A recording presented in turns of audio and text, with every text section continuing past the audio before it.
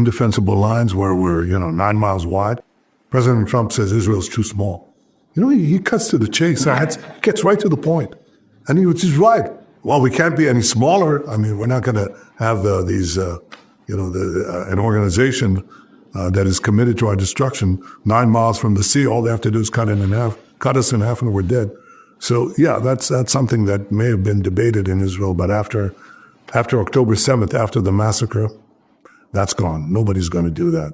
Nobody's going to say, just give them a Palestinian state. They just had one. It's called Gaza under Hamas. That was an effective Palestinian state. What happened with that, you'd see, was used as a springboard in an attempt to destroy us.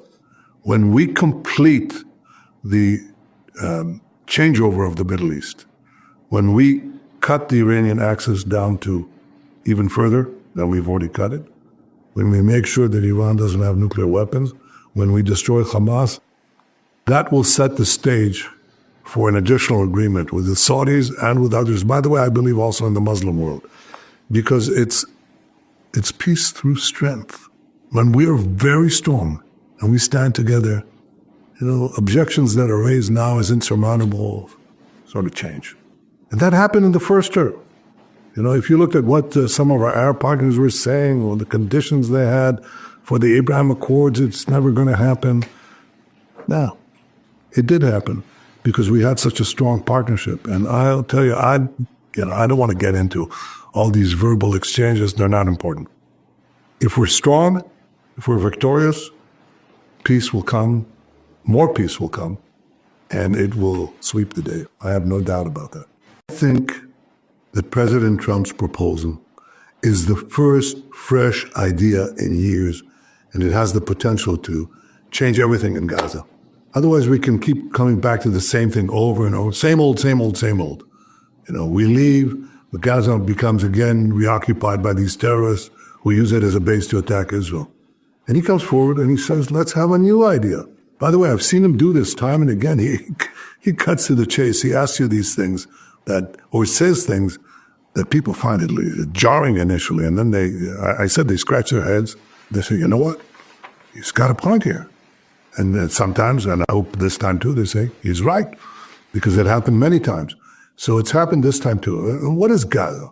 Gaza is basically a small area right next to, it's 25 miles from Tel Aviv, which Hamas has used as a springboard for continuous attacks, terrorist attacks against Israel. We come in, we slap them, smack them, and we leave, and then we do it again, and we do it, they do it again, we do it again. It doesn't go anywhere. Now, we did something else. We're going to finish Hamas off. And what happens then? Do you leave the people there with all that devastation?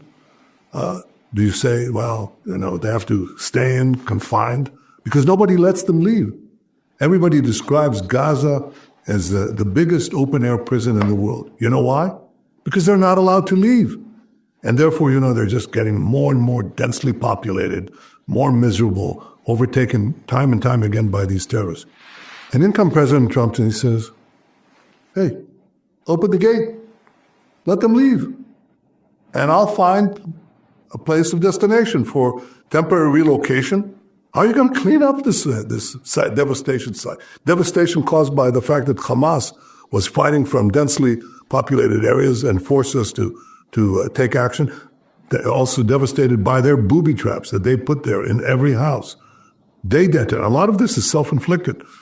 So, get the population out, allow them to leave, not forcible eviction, not ethnic cleansing, getting people out of what all these countries and all these do-gooders say is an open-air prison. Why are you keeping them in prison? All that President Trump is saying, I want to open the gate and give them an option to relocate temporarily while we rebuild the place physically and while we also rebuild it in terms of de-radicalization. You want to come back? You have to disavow terrorism, but you can't come back. Get the Arab countries, the Gulf countries, and others to finance the reconstruction. They always say that they care about Gaza. Okay, here's a chance to prove it. I think this is a novel approach and the correct approach. It's got details that have to be sorted out, but two things that President Trump has been blamed for are totally false. He never said he wants American troops to do the job. Guess what? We'll do the job. you know. Hamas attacked us, we'll take care of them. We'll finish them off. And the second thing, he didn't say that American taxpayers' money is going to do the job. He said he'd get independent financing for it, and I'm sure he will. So I think this is a very, very good new approach. And rather than discounting it or, guffawing about it or deriding it, I think we should pursue it because I think it's the right approach. Of course, you have to get the destination. You have to get the destination so they can relocate somewhere. I think that's the real issue that is involved here. But I'll tell you, once you give them the option, they'll leave. You know how I know that?